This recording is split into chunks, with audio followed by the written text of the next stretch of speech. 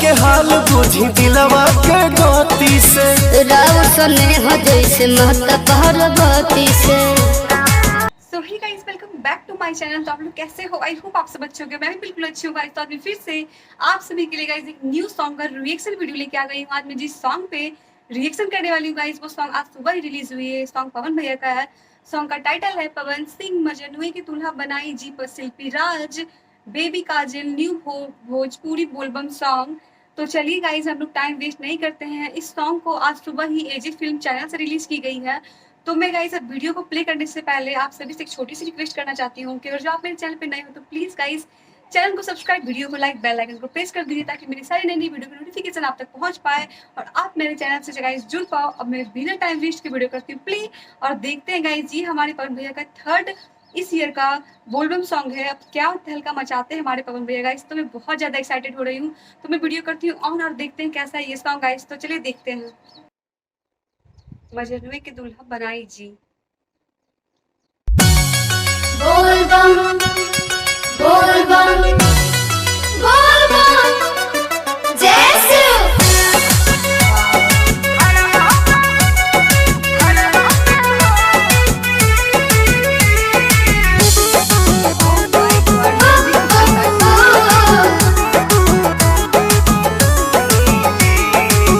अर्जी लगाई बाबा तोहे गोहराई, हमर सोना के हमर दुल्हन बनाई। हाँ हाँ अर्जी लगाई बाबा तोहे गोहराई, हमर सोना के हमर दुल्हन बनाई। इहे एगो सपना पुराई जी। हरवा में हो हरवा में हो दिला गाने मो जनुए के दुल्हा बनाई जी। हरवा में हो दिला गाने मो जनुए के दुल्हा बनाई जी। जय शिव जय शिव जय शिव जय शिव।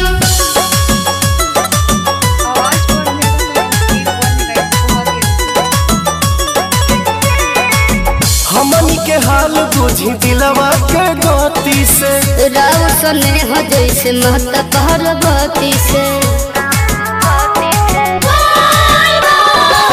हमनी के हाल बुझी दिलवा के गति से राव सने हो जैसे महता पार्वती से। लीला भांग के भोगवा लगाई जी। हरवा में हो दिला गाने मो जनुए के दुल्हा बनाई जी। हरवा में हो दिला गाने मो जनुए के दुल्हा बनाई जी।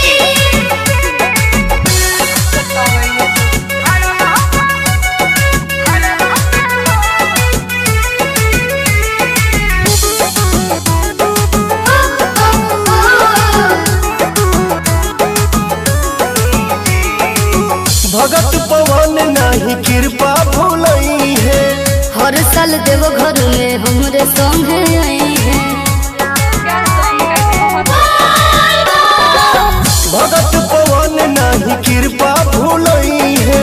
हर साल देव घर में हमरे संगे आई है। हतने नु कर दी भलाई जी। हरवा में हो दिला गाने मो जनुए के दुल्हा बनाई जी। हरवा में हो दिला गाने मो जनुए के दुल्हा बनाई जी।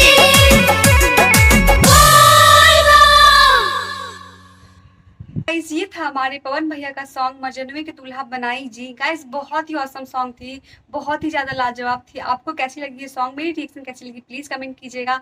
अगर अच्छी लगी हो तो प्लीज गाइस चैनल को सब्सक्राइब करना मत भूलिएगा, वीडियो को लाइक, बेल आइकन को प्रेस कर दीजिएगा ताकि मेरी सारी नई वीडियो, न्यू वीडियो की नोटिफिकेशन आप तक पहुंच पाए गाइस। तो मैं मिलती हूँ आप सभी से पवन भैया के न्यू सॉन्ग पर गाइस। तब तक के लिए बाय बाय, टेक केयर।